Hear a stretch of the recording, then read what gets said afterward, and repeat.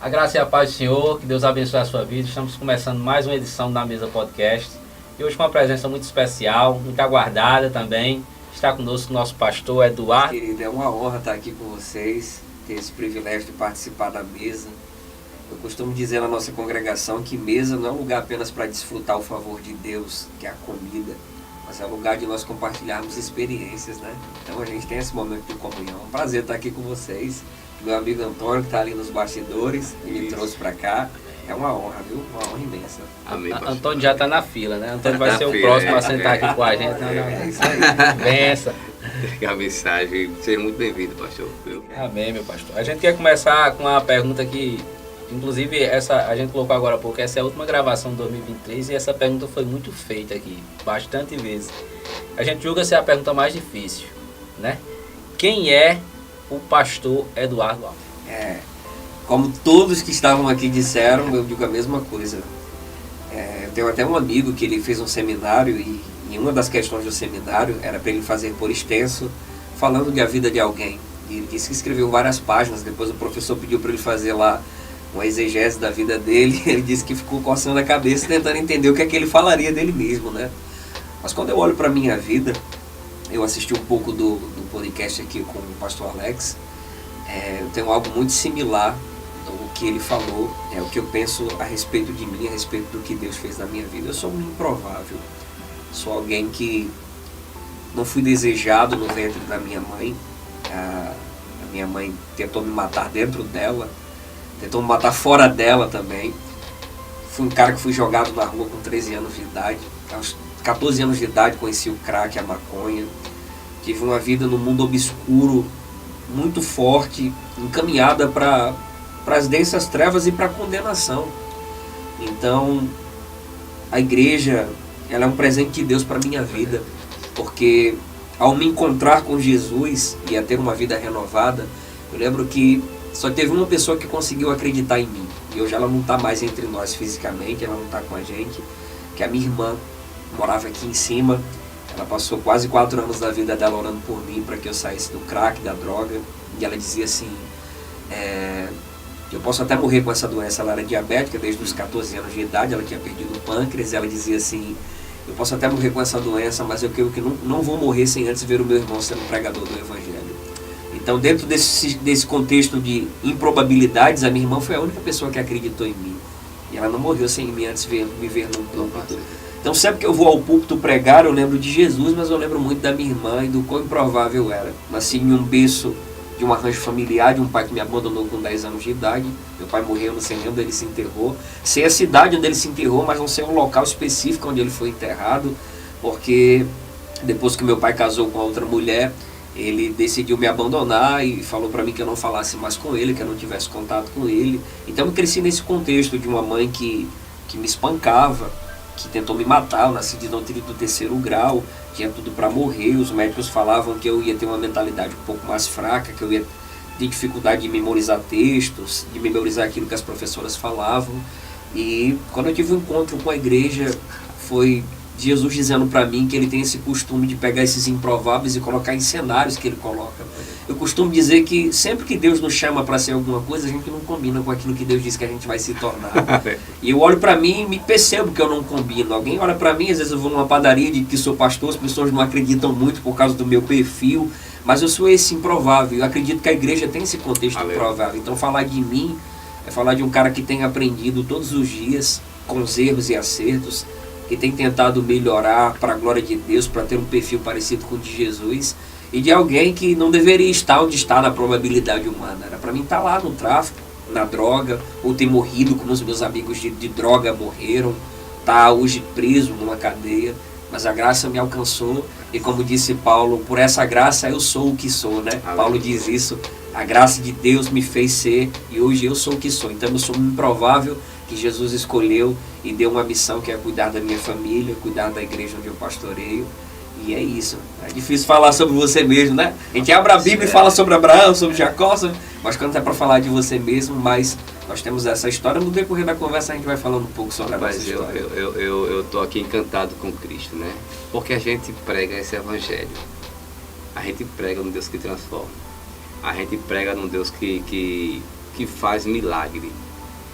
Porque muitas das vezes, eu vou dizer a gente, muitas das vezes a gente, eu digo assim, eu passo naquelas ruas ali e vejo o cara acabado ali na droga, e às vezes eu olho e digo, tem jeito para esse cara, esse cara entende que Jesus ama, Jesus ama, mas como é que ele consegue sair daí? Então é como se a gente, eu, né, sabendo tudo isso. E aí quando eu vejo aqui uma transformação de Deus, né, que você morou na rua, veio na rua, né, e aí Deus... Isso. Eu cheguei porque foi assim, a minha mãe me jogou na rua com 13 anos de idade e o conselho tutelar me pegou. Quando o conselho tutelar me pegou, aí reuniu meu pai, a minha mãe e o conselheiro tutelar junto com o oficial de justiça. E ninguém me queria. Então a minha mãe bolou um plano, ela fez um quadrado um pouco maior que esse estúdio aqui, e eu ficava ali dentro com um bico de luz. Às vezes chovia do lado de dentro. Eu nunca tive a oportunidade de ter momentos com a minha mãe, como o Natal, como um local à mesa. Sempre que eu chegava na casa da minha mãe, ela me expulsava, mandava que eu saísse. Eu não tinha lugar para guardar as minhas roupas, às vezes eu queria guardar as roupas lá, as roupas que eu usava para pregar. Porque assim, a vida do evangelho na minha vida foi uma escolha que eu tive que fazer, que decepcionou muita gente, por incrível que pareça. Eu lembro que um dia minha mãe falou para mim que se eu fosse um auxiliar de pedreiro era melhor que eu ser um pregador. Porque eu vivi uma mudança muito radical. Foi algo que aconteceu assim, dentro de 9 meses a minha vida mudou. Eu saí de uma vida obscura. Eu lembro que a minha mãe uma vez foi me buscar numa mesa no bar, eu acho que eu tinha 13 anos de idade. Inclusive eu fui pai com 14 anos de idade nessa vida. E foi a única vez, porque era assim, eu virei um rebelde dentro da minha casa. Porque a minha mãe me acusava e meu pai de coisas que eu nunca tinha feito. E naquele dia, quando eu vi o oficial de justiça me jogando, o conselheiro tutelar me jogando, cada um para um lado para o outro, eu coloquei na minha cabeça um desejo. A partir de hoje eu vou ser tudo que a minha mãe e meu pai disse que eu sou, mesmo sem eu querer fazer. Então eu entrei na droga sem ter desejo nenhum de estar na droga. Eu entrei na vida da bebida sem ter desejo nenhum, só por rebeldia. Por não se sentir aceito, por não se sentir revoltado. E passei cerca de 3 anos e meio nessa vida, ao ponto de fazer coisas... Nunca matei ninguém, nunca... O meu problema eram as drogas, era o uso de drogas e a rebeldia. Deixei de estudar, parei a minha escolaridade. Então, quando eu conheci o Evangelho, dentro de 9 meses eu passei por uma mudança muito radical. Eu cheguei para minha mãe e falei, minha mãe, hoje eu vou viver, a partir de hoje eu vou viver do Evangelho. Deus falou comigo que eu ia andar nos 4 cantos da terra, que eu ia pregar, Ele ia me dar influência e eu vou viver. Ela falou para mim assim, você vai ganhar quanto? Eu disse para ela, o que eu faço o dinheiro não compra. Deus disse que assinaria minha carteira e seria meu patrão. Então eu prego o Evangelho desde os 16 anos de idade, hoje eu estou com 30 anos de idade, nunca assinei carteira em lugar nenhum. Deus me deu uma casa própria dentro de Natal, né? Deus me deu uma profissão dentro do Paço da Pátria quando a pandemia veio e as igrejas fecharam, os itinerantes sofreram muito, porque os prédios das igrejas estavam fechados e ninguém chamava a gente para pregar. Eu recebi um telefonema de um rapaz me chamando para ir para o Paço. Passei 1 ano e 3 meses fazendo trabalho dentro do Paço, no auge da pandemia, dentro do Paço e em outras comunidades. Teve comunidade que a gente não conseguiu entrar, porque como o projeto nasceu no Paço, existem rivalidades de facções. Facção X, facção B. Então, teve alguns lugares que nós não conseguimos entrar, mas 90% das favelas aqui de Natal nós entramos. Em 1 ano e 3 meses... Deus me deu de tudo dentro da pandemia. Eu vivi um momento mais feliz financeiramente, espiritualmente, dentro da minha vida, dentro da minha família. Então Deus me tira desse contexto. Eu saio de Areis, sou nascido e criado aqui em Natal. Fui para Areis com 10 anos de idade. Eu morava aqui, logo aqui. Inclusive eu acredito que vocês conheçam o pai da minha irmã, que é Jeová, que é deficiente, que gosta de andar de Fusca. Ele é o pai da minha irmã, era casado com a minha mãe. Minha mãe deixou para casar com um homem que era o meu pai. E a gente foi para Areis, e eu volto de Areis para cá com uma mochila nas costas, 2 cartelas de comprimido. Eu tinha perdido meu pai, eu tinha perdido a minha irmã que tinha orado por mim, eu já era crente, já fazia alguns anos que eu já era cristão, e uma depressão muito forte me pegou. Uma depressão muito forte me pegou, de maneira que eu tomava Rivotril, Clonazepam, Diazepam. A psiquiatra falou para mim que eu era um depressivo e bipolar. E eu pregava e tudo, já tinha ministério. Eu lembro que às vezes eu estava no culto, era aquela glória, aquela coisa poderosa. Quando eu saía, entrava no carro, começava a chorar do carro até a minha casa. Então, dentro desse sistema todo de dor, de depressão, de angústia, eu vim para Natal, com a mão na frente e outra atrás, como um sonhador. Eu lembro que eu estava com a bolsa nas costas dos cartões de comprimido, eu parei ali na Pompeia, e um casal chamado Aldenir e Helenilson falou para mim assim, você não vai morar na rua não, a gente vai acolher você e o que a gente comer você vai comer, onde a gente morar você vai morar. E eu passei 3 meses lá, cerca de 3 meses lá, foi quando eu conheci a mulher que é minha esposa, e Deus nos deu a nossa casa, Deus me deu uma profissão da barbearia, me deu um ministério, né, e me curou da depressão. A história da minha esposa, a gente vai falando demais, vocês dizem, né? Não, a história da minha esposa e a minha história, ela é muito forte, porque a minha esposa, ela também vinha de depressão, uma depressão tão forte que ela usava fraldas, deitada em cima de uma cama, e o Senhor um dia falou com ela usando uma pastora, dizendo que traria um servo dele muito ferido para que ela pudesse ser remédio, ser cura. Eu lembro que eu pegava meus livros, como esses que estão aqui, Charles Spurgeon, História dos Hebreus, e eu, revoltado com muita depressão, rasgava folha por folha. E eu falava assim, vocês não me curam? Quantas vezes eu me ensinei usando vocês? Como é que pode? Eu conheço tanto. E a minha esposa dizia para mim, não rasga não, tomava o livro da minha mão, dizia, um dia você vai voltar a pregar o Evangelho. Eu passei um ano depressivo, fora dos púlpitos, e eu vivi uma crise maior do que a crise que eu vivi na minha vida como ímpio, que é a crise de ser abandonado pelo meio cristão. Meu telefone não tocava, os meus líderes não se importavam comigo, porque tem um dilema. Eu não vou dizer abarcando toda a igreja, parte da igreja, tem um lema. É uma frase que eu digo, você só serve se você serve, se você não serve, você não serve. As pessoas não amam a gente, as pessoas amam o prazer que nós podemos proporcionar para elas. Quando eu não podia mais pregar porque estava doente, me abandonaram. Então minha esposa sofre com fibromialgia, sofria com muita doença, tomava um monte de remédio, caroços no fígado, 2 hérnias de disco, ela engravidou, e quando ela engravidou, o médico falou para ela que ela não ia conseguir manter a criança, por causa de muito medicamento que ela tomava. Se ela parasse de tomar, ela ia morrer, e o menino, e se ela continuasse tomando, o menino morreria.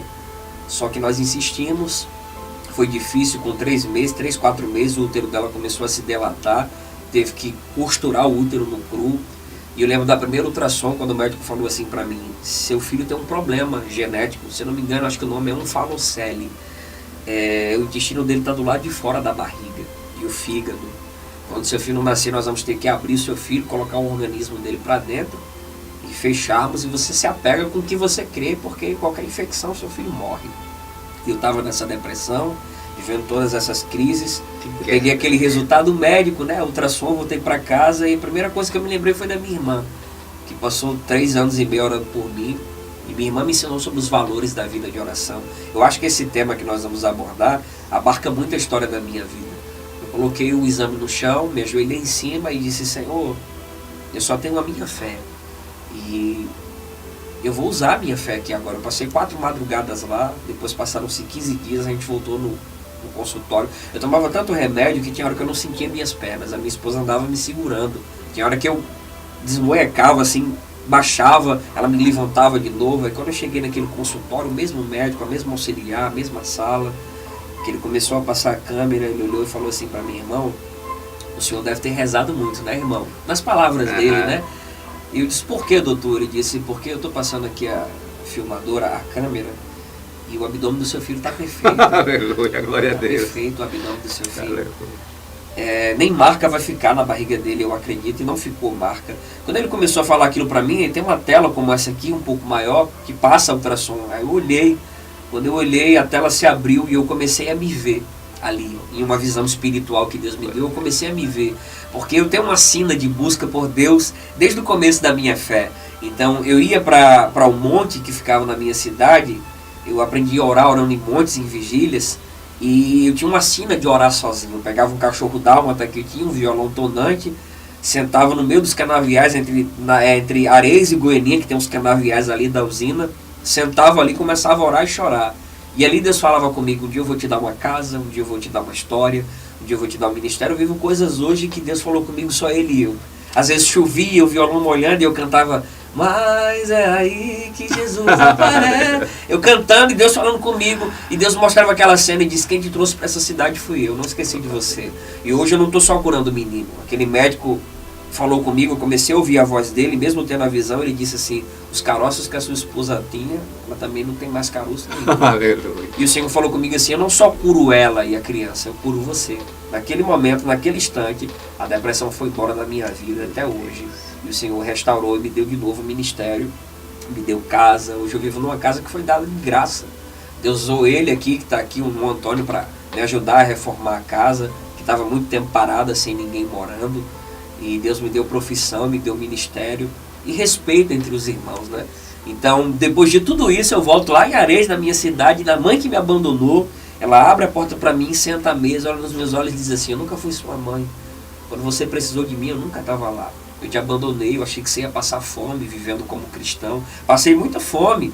E morando em Parnamirim, tomando conta de uma igreja, tinha um irmão chamado Marinaldo, talvez ele vai ouvir isso aqui, tem um irmão chamado Marinaldo, ele que abria o portão da igreja, jogava uma fatia de pizza, que ele trabalhava de entregador de pizza, aí sobrava pizza, ele me dava, jogava por debaixo da porta, e eu escapava da fome ali. Então minha mãe achava que eu tinha um futuro, que não tinha futuro, um improvável. Mas ela pegou na minha mão naquele dia e disse assim, quem te criou foi Jesus. Ele que te deu uma história. E ela olhou para mim e disse assim, se você quiser, eu quero ser sua mãe a partir de hoje, te abençoar para onde você for. Foi tão incrível que eu voltei na minha cidade e eu era um vândalo na escola. Eu bebia na escola, eu jogava cadeira para quebrar, eu jogava merenda no cabelo da professora. As diretoras da escola me chamam e dizem assim, olha, eu quero você dando uma palestra aqui. E eu disse assim, mas Terezinha, eu vou falar o que? Ela disse, fala o que Jesus fez na sua vida. E Deus me coloca ali diante de toda a escola, onde eu fui um vândalo, onde eu pulei o muro para usar droga, para ir para açudes, para beber. E Deus me coloca ali para falar do amor dele. Então é uma mudança muito poderosa, muito radical. Isso é o poder do Evangelho. É o poder do Evangelho. Esse é o poder do Evangelho. Forte demais. Pastor, eu vou lhe dizer uma coisa, 20 minutos de podcast, se o senhor fizesse o apelo, a gente já ia ter. Glória a Deus. Amém. Benção, meu pastor. Acho que é o que o Rinaldo estava falando. Às vezes a gente tem uma visão muito apequenada. A gente vê com os olhos naturais, né? Às vezes você passa no canto, vê uma situação e julga aquela situação. Mas o que Deus fez na sua vida é muito louvável, pastor. Muito louvável, muito forte. Isso é fé, né? É o tema da nossa conversa, né? Aqui, não precisamos nem, mas tudo isso, fé.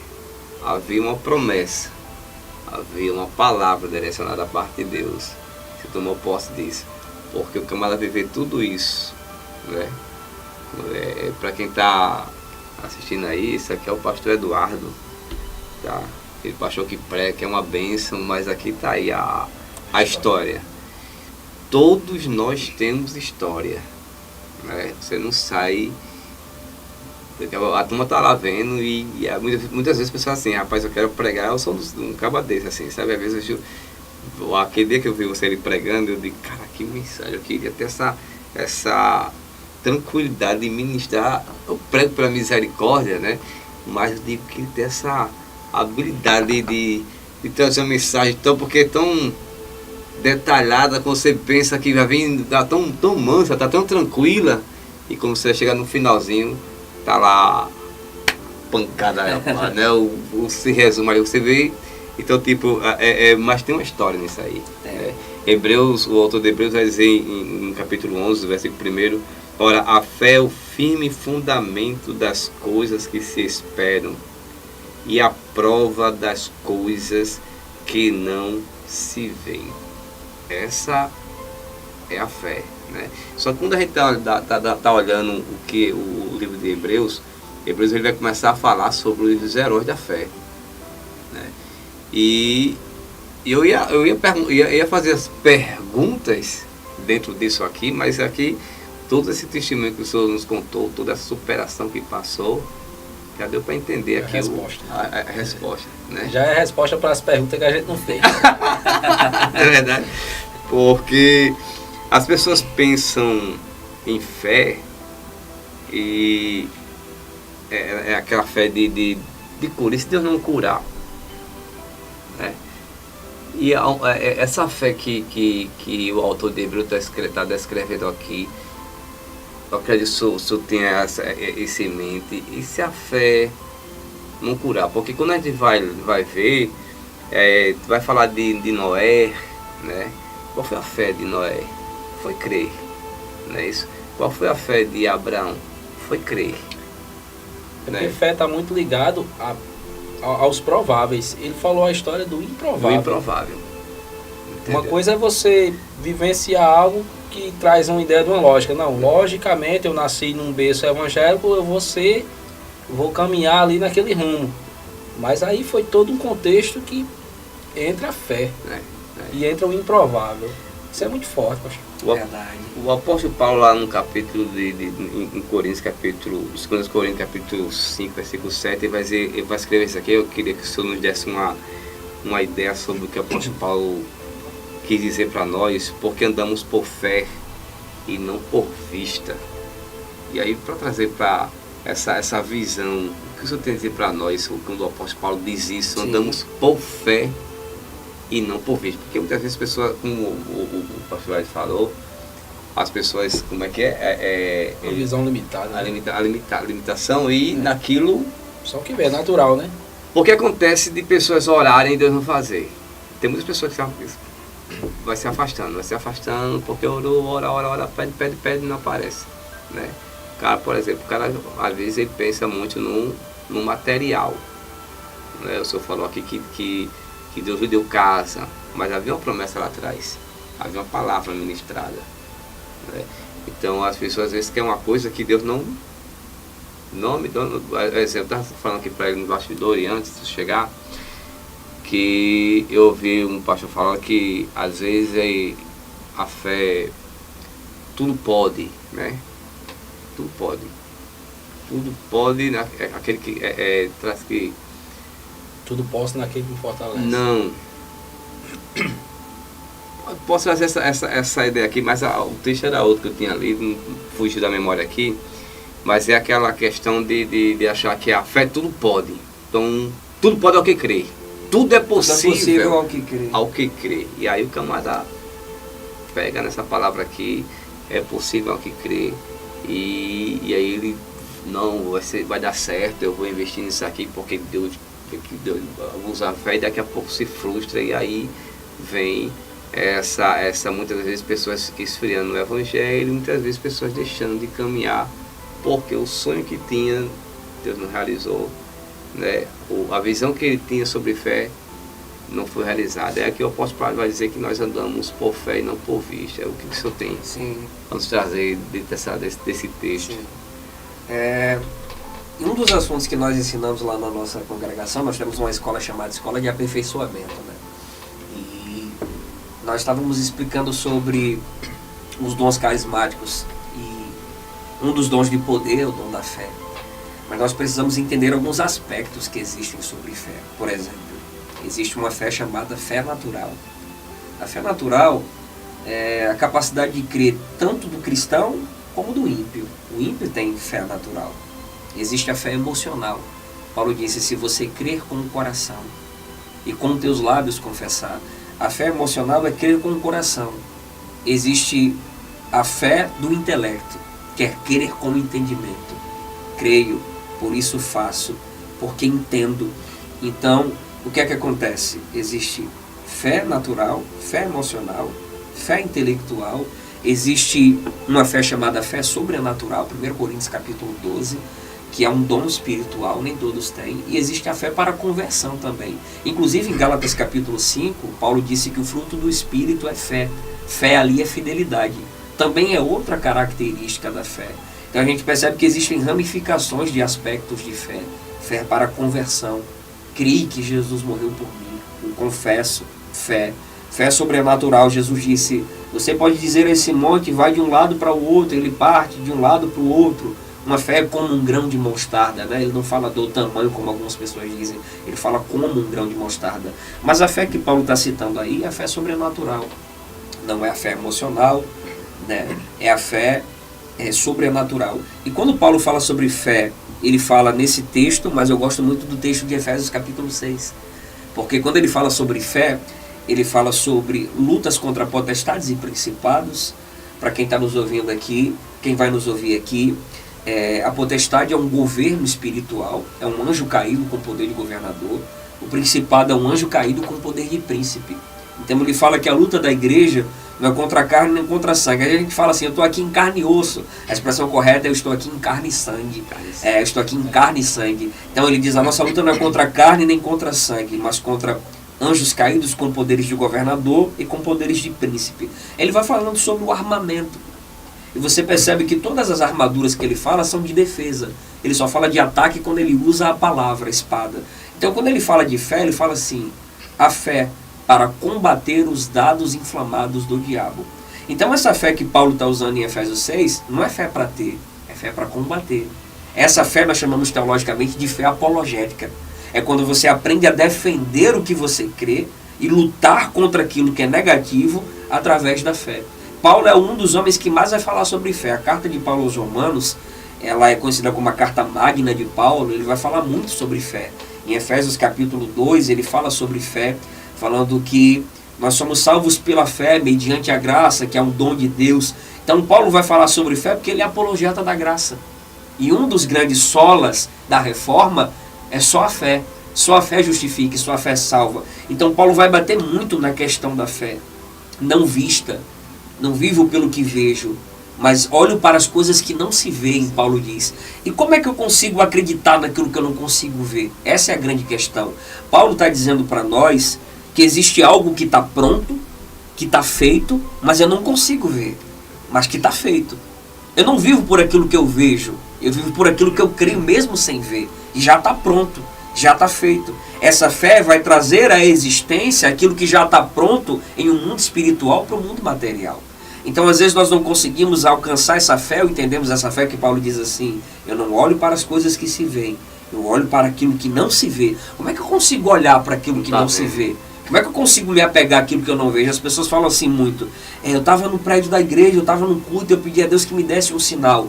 Não é a fé que pede um sinal, é a dúvida. Quando você está duvidando, você pede um sinal, né? Quando você diz assim, Senhor, que aconteça isso e isso, não é a tua fé que pediu isso, porque a fé se apega àquilo que ela não viu, Glória a Deus. mas ela conseguiu acreditar. Então como é que a gente consegue acreditar em algo que a gente não ouve? Paulo vai falar em outro texto dizendo, porque a fé vem pelo ouvir, e ouvir pela palavra de Deus. Note que ele troca a visão pela audição. Você não vive por aquilo que você vê. Olha como isso é incrível. E isso faz parte de toda a cronologia bíblica. Deus cria primeiro o mundo ou Adão? Deus cria a terra. Ele viu a terra sendo feita? Não. Ele viu a terra sendo feita? Mas o Senhor disse, governe. Quando Deus percebeu que Adão estava só, o que foi que Deus fez com ele? Colocou ele para dormir. Ele viu a mulher sendo feita? Mas quando ele acordou, a mulher estava lá. Então Adão não viveu pelo que ele viu. Ele viveu por aquilo que ele acreditou, mesmo não vendo. Então, às vezes, nós não conseguimos entender por causa disso. Elias pede para morrer no zimbro. Deus olhou e viu. Ele está pedindo para morrer, mas na verdade o que ele quer é descansar. Porque Deus é o único que consegue fazer uma equalização do que a gente fala. Porque tem hora que a gente fala uma coisa querendo dizer outra. Elias disse, Senhor, eu quero morrer. Mas na verdade ele queria descansar. Só que ele não aprendeu a descansar. Então tem muita gente que está assim também, não consegue descansar e quer morrer. Deus olhou e disse, você quer descansar, quer ver? Aí vai batendo uma lombeira nele e ele dorme. Quando ele dorme, a Bíblia diz que o anjo chega, ele dá pão e água. Ele viu o pão e a água, mas quando ele acordou não estava lá. Então essa é a grande questão. Eu não vivo pelo que eu vejo, eu vivo pelo que eu ouço de Deus e acredito. Então as pessoas se apegam muito a um símbolo. Esse era o problema de Israel. Por isso que Israel constrói um bezerro de ouro. Por isso que Israel era apegada de vez em quando à idolatria. E nós queremos um símbolo. O neopentecostalismo tem criado a materialização da fé. Tem que ter uma água, tem que ter uma areia, tem que ter um óleo, tem que ter alguma coisa, tem que ter um lenço, tem que ter uma toalha. Mas não se trata de coisas visíveis. Porque as coisas visíveis são passageiras. As invisíveis são eternas. Então quando Paulo usa a questão do invisível, do que eu não vejo, por exemplo, a Bíblia diz que eu sou justo. Paulo que diz isso, mas eu olho para mim e não vejo isso. Só que eu não vivo pelo que eu olho, eu vivo pelo que a Bíblia diz. Se a Bíblia diz que eu sou justo, eu tenho que acreditar que eu sou justo e responder para a Bíblia o que ela está dizendo. Por exemplo, tem gente que diz assim, aqui não tem ninguém santo, é uma expressão que muito crente usa, mas você não vai ver um texto chamando a igreja de ímpia ou de pecador, porque pecador é quem vive na prática do pecado. A Bíblia diz que você é santo. A Bíblia diz em Hebreus 10:10 que nós somos santificados pela oblação do corpo de Jesus Cristo. Então eu sou santo. Mas eu consigo acreditar nisso? Não, porque eu vivo cometendo pecados. Mas a Bíblia diz que eu sou santo. Eu vejo isso? Às vezes não vejo, mas eu tenho que acreditar mesmo eu não vendo. Então esse é o grande dilema de muito crente. Muitos cristãos não conseguem acessar essa fé sobrenatural porque elas querem ver alguma coisa. Desculpe de cortar, pastor. Pode dizer. Você vai pegar aí. Quando Paulo diz que sem fé é impossível agradar a Deus, é dentro disso aí que você Exatamente. Paulo era tão apologeta da fé que ele usa expressões que dentro do judaísmo, por isso que ele morreu, né? Dentro do judaísmo era um pecado muito grande, porque dentro da consideração judaica, das suas 613 leis, o homem era justificado guardando a lei. Só que tinha um problema, o homem não conseguia guardar 613 mandamentos. Era impossível ele guardar. Até para guardar o sábado era complexo. Se você der uma olhada em todo o cronograma do sábado, era complexo guardar o sábado. Então a lei só servia para duas coisas. Para mostrar que você era pecador e para dizer que você estava condenado. Aí Paulo aparece pregando num cenário judaico-cristão dizendo assim, a fé é quem justifica. Não são mais as obras. É a fé no que Jesus Cristo fez. Eu sei que muita gente diz assim, eu estou me preparando para ser salvo, eu estou me preparando, mas na verdade quando Paulo fala sobre salvação, Paulo diz que a salvação é 100% atrelada à fé. Eu nunca vou estar 100% pronto, eu nunca vou estar 100% santo do jeito que Deus quer que eu esteja, mas eu preciso acreditar. E não está só ligado a acreditar, está ligado a viver. Você tem que se comportar mediante aquilo que você acredita. Então muitas pessoas não conseguem acessar porque o que as pessoas estão programadas para fazer são exercícios religiosos. Há uma diferença de fé para exercício religioso. Você repete as mesmas coisas e você não consegue lograr êxito porque você está praticando uma mantra religiosa. E o que é que acontece? Eu não falei sobre fé com entendimento, eu tenho que atrelar a minha fé a conhecimento bíblico. Eu tenho que atrelar a minha fé emocional. Você pergunta para o irmão assim, você crê em determinada coisa? Ela diz, eu creio. Você consegue explicar isso biblicamente? Ela diz, eu não consigo, mas eu creio. Fé emocional. Fé intelectual. Você consegue acreditar? Consigo. Você tem respaldo bíblico para explicar? Tenho. Essa é a fé mais sólida. Existe aquele irmão do avivamento que pula, que gira, que corre. Ele é um crente mais emocional. Você pega aquele crente mais centrado, que gosta de ler, e você percebe que o mais consolidado é aquele que gosta mais de ler, de estudar, porque ele acredita, mas ele tem fundamento bíblico para o que ele crê. É a fé que Paulo falou, que combate os dados inflamados. Então muitas pessoas dizem assim, eu orei e não aconteceu. Uma vez uma irmã me deu um texto, acho que é João 15, eu acho que é João 15, aí Jesus diz assim, acho que é João 14, é João 15 mesmo, João 15, 7, se vós estiveres em mim, as minhas palavras estiveres em vós, pedireis o que quiseres e será feito. A irmã falou assim para mim, pastor, isso aqui é um cheque em branco. Ela está dizendo assim, se você pedir o que você quiser. Eu disse, irmã, toda a compreensão de um texto parte de um contexto. Vamos ler o texto todo? Se vós estiveres em mim. Primeiro princípio, eu preciso estar dentro. E as minhas palavras estiveres em vocês. Eu digo, se a palavra de Deus está em você, tudo é lícito, mas nem tudo te convém. Nem tudo que você pode ter, você tem que ter. Você tem que renunciar a muita coisa. Então esse tudo que Jesus está dizendo, não é tudo que eu quero. É tudo relacionado à palavra de Deus que está em mim. Então o que é que acontece? Às vezes as pessoas dizem, eu tenho bastante fé, mas eu orei e não aconteceu. Primeiro princípio, o que você está pedindo para a glória de Deus? Tem fundamento bíblico? Você acha que Deus vai te dar algo? Tem uma frase do Luiz Hermínio que é muito top. Não deixe aquilo que Deus te deu te tirar de Deus. Então, Deus não vai te dar algo que te tire dele. Então esse é o grande problema das pessoas. Não é que ela não tenha fé, mas a fé dela é sem entendimento. Olha como ter fé sem entendimento é complicado. Deus tira algo da tua vida. Só que tu não tem entendimento que é Deus que está fazendo aquilo. Tu vai orar dizendo, Deus traz. Como é que eu posso trazer algo que foi Deus que tirou da minha vida? Ou então, ao contrário, Deus coloca na minha vida, só que aquilo não serve para você. Só que você não tem entendimento que aquilo não serve para você. Aí você começa a insistir pedindo e diz assim, eu não consigo. Esse era o problema de Ana. Ana ora 24 anos, os teólogos dizem que é cerca de 24 anos que ela ora, os hebraístas, ela diz assim, Senhor, me dá um filho, me dá um filho. E a Bíblia diz assim, vocês pedem e não recebem porque vocês pedem mal. E por que Ana pedia mal? Porque havia toda uma filosofia por trás, todo um contexto histórico por trás. Primeira coisa, ela tinha uma rival, então havia competitividade. Você tem fé? Tem. Mas se você está num ambiente que tem competição, você não gera milagres. Porque todo ambiente competitivo é um ambiente de esterilidade. Você pode ter fé, mas se você tem competição, então, Ana pensava em que eu vou querer um filho para esfregar na cara da Penina. Ou então para esfregar na cara da sociedade. Porque dentro do judaísmo, a mulher era criada para dar filhos ao homem. E tinha que ser filhos homens. Se um homem tivesse uma filha mulher, ele ia para o templo orar, perguntar porque Deus castigou ele. Então ela era estigmatizada pela própria sociedade. É por isso que aparece Penina, para dar continuidade ao nome na genealogia do marido, né, do Elcana. Então ela olha para mim, ela olha para ela e diz assim, poxa, eu não tenho nada, sou estigmatizada. No prédio da igreja eu tenho uma rival. Ela ia para o templo, a Bíblia diz assim, que ela tinha uma rival que zombava na cara dela, ela muito chorava e não comia. Acho que é o capítulo 2, versículo 7. Aí um dia ela está orando e ela fala assim, poxa, eu já orei há 24 anos, eu tenho fé e não consegui, eu preciso ter entendimento. Ela puxa uma cadeira, porque o sentido da oração naquela época era o seguinte, você trazia uma oferta, levava para Eli, aquele pedido de oração que eu tenho, ele ia lá, sacrificava por você e fazia o pedido.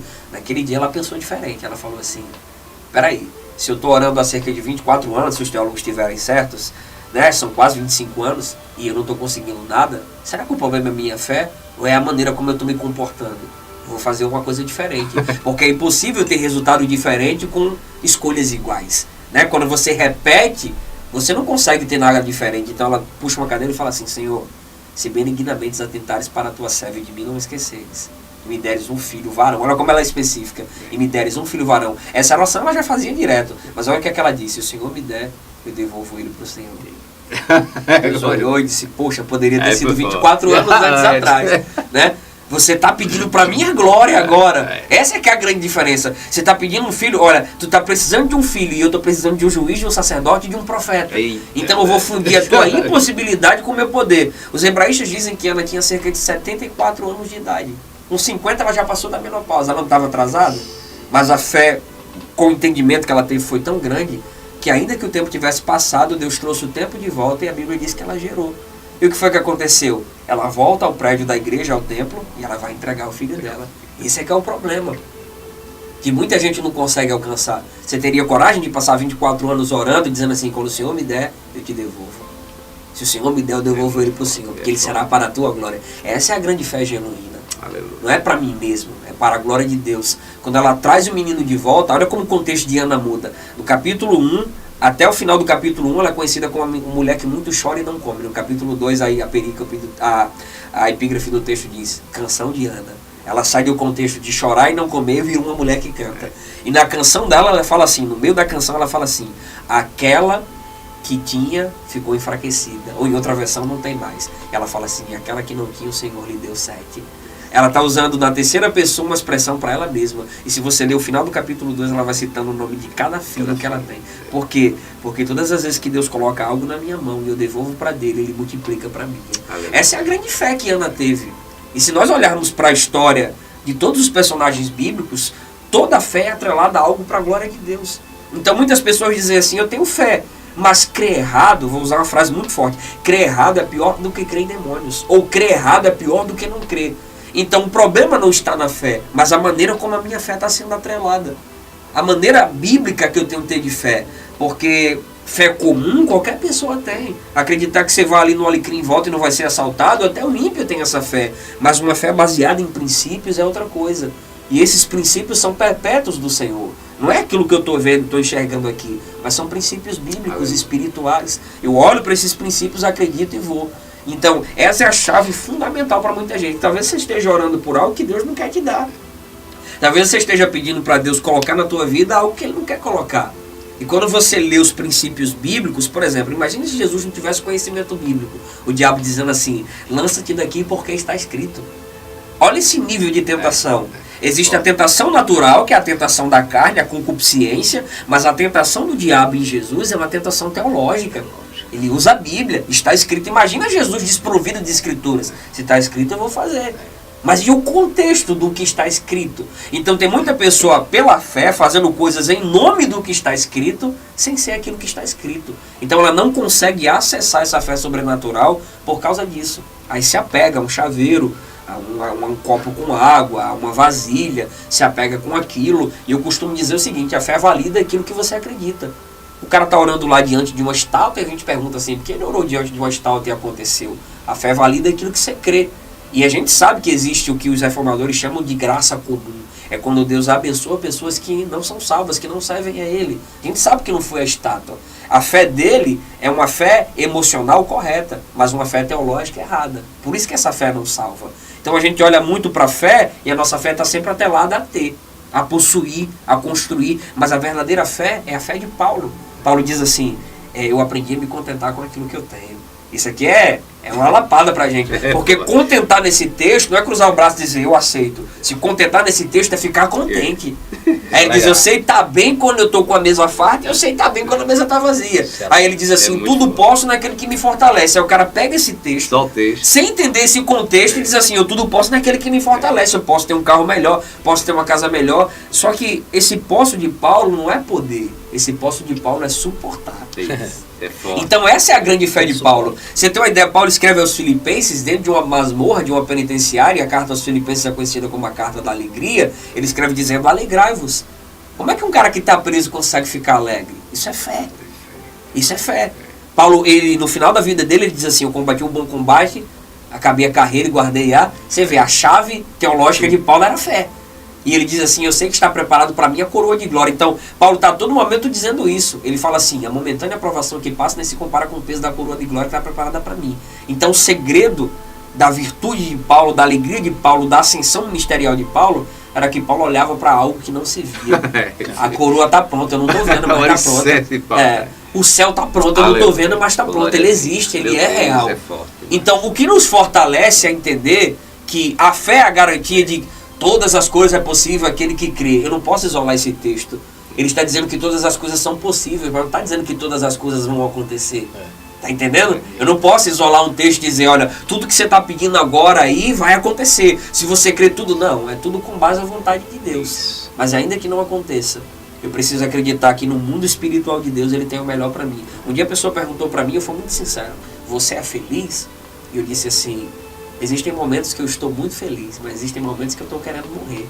Que a depressão está querendo voltar, porque depressão não é algo que você venceu, é algo que você vence cotidianamente, diariamente. Então tem horas que eu estou triste, mas sabe qual é a minha felicidade? A pessoa falou, qual? É saber que um dia eu vou ser feliz para sempre. Porque a Bíblia diz que o Senhor enxugará do meu rosto toda lágrima. Então a minha fé é essa. É de uma nova Jerusalém que as ruas são de cristal, de ouro. Eu não vi ela. Eu só ouvi João dizendo nas Escrituras, mas eu acredito nisso. E eu me apego nisso. É a certeza de que talvez eu seja pobre financeiramente aqui, talvez eu não tenha o carro que eu queira, a casa que eu queira, mas eu olho para o imaterial, para aquilo que meu olho não viu ainda, eu digo, meu irmão, que está pronto para mim. O ouro é tão importante para o homem, mas para o céu o ouro ficou para ser piso. Você tem uma ideia da magnitude do céu, né? O ouro é importante para nós, mas o ouro para Deus virou piso, né? Virou um piso. Então eu olho para mim e meu irmão, onde eu vou viver, o ouro tem tanto menos importância que virou o piso que eu vou andar em cima. E eu acredito nisso. Então essa é a grande fé. Não é a fé de ter as coisas materiais. Porque eu acredito assim, é a minha visão. Prosperidade não está só atrelada à fé, mas a prosperidade está atrelada à conduta. O senhor chegou num ponto aí, eu não quero interromper o senhor. Eu quero só dar uma pincelada em cima disso aí. Pronto, agora a gente chegou no tempo atual. E a fé, em algum momento, alguém usou como objeto de barganha. Com certeza. Isso é fato. Hoje, na verdade, há um tempo atrás, a fé foi negociada até pelos nossos irmãos aí, que negociavam... Desde a época de Jesus, havia os cambistas lá no prédio, né? Alguém quis vender terreno aí. Isso, a gente teve as inquisições, né? A gente sabe da história. A gente não vai entrar muito não, para não cair o canal. Mas enfim, a fé, desde então, é objeto de barganha. Alguém disse, não, tenha fé e você vai receber, enfim. A igreja também se colocou em algum momento, e eu não generalizo, mas algumas ou alguém dentro dela aceitou isso, que é muito conveniente, né? Se você pode negociar e se você vive na superficialidade de não sentir, mas de receber do Senhor. Eu queria um panorama seu, pastor, de como é que o senhor vê a ação da fé no cristão, no tempo presente. Sim. Porque assim, a gente vê o que o senhor trouxe aí é um estudo, na verdade, né? A fé eu preciso sentir, eu não preciso ver. Até porque se você vê, deixa de ser fé, né? Você está vendo ela passar a caminhar dentro de uma lógica. Então hoje a igreja precisa sentir Deus, crer nas promessas. Nem sempre a gente viu exemplos aqui, a gente falou em outros podcasts aqui, tem homens que falaram que... Tinha um hino que falava, inclusive, que você não vai morrer antes que se cumpra algo, e aquele homem morreu. Sim. Né? A gente falava esses dias aqui sobre Moisés. O próprio texto chave nosso fala que Abraão morreu sem ter alcançado a promessa. Né? Abraão, pai da fé. Você vê, né? Então a gente traz isso para o dia de hoje. A igreja, em algum momento, negociou isso. Onde os irmãos trocavam a fé por algo. Algo que pudesse ver, tocar e desfrutar. E eu queria que o senhor trouxesse um panorama de como é que o senhor vê, como é que a igreja se comporta diante disso, como é que eu recebo isso, ou como é que o tempo presente, como é que os irmãos têm recebido isso. Porque é muito conveniente negociar a fé. É muito conveniente. Por isso que algumas igrejas, algum lugar está aí com as portas abertas, porque chego para você e faço uma proposta. Se você ter fé, se você tiver fé, faça um sacrifício e você vai receber. Aquele irmão entrando pelo lado da conveniência, ele precisando que aquilo aconteça mesmo, ele negocia. E a gente vê uma problemática dentro disso tudo. Eu queria que o senhor trouxesse um panorama para a gente, como é que é a fé hoje no tempo atual. Sim. E no tempo atual. Sim. Traz para a gente, pastor. Sim. Como toda a minha fala, eu sempre crio um contexto para o que eu vou falar, para ter um embasamento, né? Como você falou, isso acontece desde a época de Jesus, com os fariseus. Você tem uma ideia, no livro de Levítico, que é um dos livros mais chatos de ler da Bíblia, fala que quando você ia trazer um sacrifício para um templo, e ele era muito, muito longe, onde você morava, você atasse o dinheiro ao seu punho, e lá na porta do templo havia um cara que vendia. Jesus não derrubou a banca porque o cara estava vendendo. A gente lê o texto e acha que é isso, né? Não. O problema é que você ia trazer uma ovelha, ela valia X. Quando você chegava na porta do prédio, valia 3x. Cara, eu não estou entendendo. A minha ovelha valia X, só que eu tive que vender para pegar um aqui, porque era muito longe, o animal ia cansar, e agora está valendo 3x. Então, eles estavam superfaturando os valores dos animais que eram colocados para o sacrifício. E quanto maior o animal, maior seria a providência de Deus para a vida daquele indivíduo. Isso já é um tipo de teologia coach que havia já na época de Jesus. Qual o nosso problema hoje? Nós criamos um panorama. Por exemplo, a mesa que está aqui, você está vendo, existe todo um panorama de degustação aqui. Eu gosto, eu vou, meto a mão no que eu quero e é apropriado para mim. Os nossos pastores se divorciaram das escrituras da teologia reformada, da teologia do pentecostalismo, dessa teologia mais de crucifixão, de renúncia, e passaram a oferecer para a galera aquilo que a galera quer consumir. Então a fé virou um movimento de barganha e o cristão virou um consumista. Então o que acontece? Eu coloco um cartaz e eu dou um tema. Hoje é o culto dos milagres, do sobrenatural. Como se eu determinasse o que vai acontecer dentro do ambiente, né? Porque nós não conseguimos determinar. Às vezes você está dando um culto de ensino e Deus batiza o cara com o Espírito Santo, né? Nós não determinamos o que vai acontecer. Então, a gente começou a perceber que isso funciona. E quando a gente começou a perceber que isso funciona, a igreja começou a perder a característica fundamental dela. Porque a igreja é fundamentada em uma comunidade. A Bíblia diz que a igreja, os cristãos eram unânimes.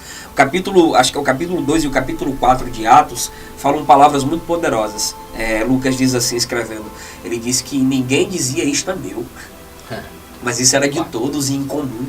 Aí diz assim, e os ricos vendiam suas propriedades e lançavam aos pés dos apóstolos que repartiam com todos e não havia necessitado algum. Peraí, os caras vivem numa época que não tinha internet, não tinha televisão, não tinha eletricidade, era uma escassez, era difícil ter algo, em Israel tinha que ter poço, mas a Bíblia diz que não havia necessitado nenhum naquela igreja, porque eles tinham tudo em comum. Só que hoje você vai atrás do seu sonho, da sua realização. O problema de hoje é que a gente está acostumando as pessoas assim, elas não conseguiram conquistar lá fora, vem pra cá que tu vai conquistar aqui. Nós já começamos a falir a fé dos irmãos a partir do momento em que a gente convida ele. Quando você convida o irmão e acaba o culto, você fala assim, e aí, você gostou? Aqui é top? Mas quem foi que disse que é pra ele gostar? O ambiente da igreja não é feito para mim gostar, no sentido de que eu preciso ser confrontado. Só que esse confronto não existe mais. Eu tenho o meu ego amassageado. Existe hoje a palavra de ofertório, que é importante, nós adotamos isso na igreja, que é uma palavra dirigida ao pessoal que vai ofertar. Mas qual o problema hoje da palavra de ofertório? É que a palavra de ofertório ela tem dois assuntos centrais. Ou ela pega você no medo, ou ela pega você na ganância. O cara lança a tese do devorador, você fica com medo e diz, não, eu tenho que dar. Ou então o cara pega você na ganância, dê que você vai ter muito mais. Só que a ideia de dar, não é dar para ter, é dar porque Deus já me deu. Já deu. Né? Deus já me deu, então estou devolvendo para Deus aquilo que Deus já me deu. Só que vira um comércio. E a igreja perde o sentido de comunidade, ela passa a virar uma empresa. E o líder vira um empresário. E o negócio central do empresário é a fé alheia. Observe as palavras que são pregadas em determinados lugares. É sempre jogando você para cima, é sempre dizendo que você tem que andar com pessoas melhores. Águia voa com águia, águia não anda com pardal, você tem que ser visionário, você tem que... Não, porque Isaac cavava poço e pega um texto e descontextualiza e você começa a achar que a tua fé está ligada àquilo. Só que fé está ligada à conversão, renúncia, discipulado. Então nós perdemos os valores da fé e começamos a comercializar com fé.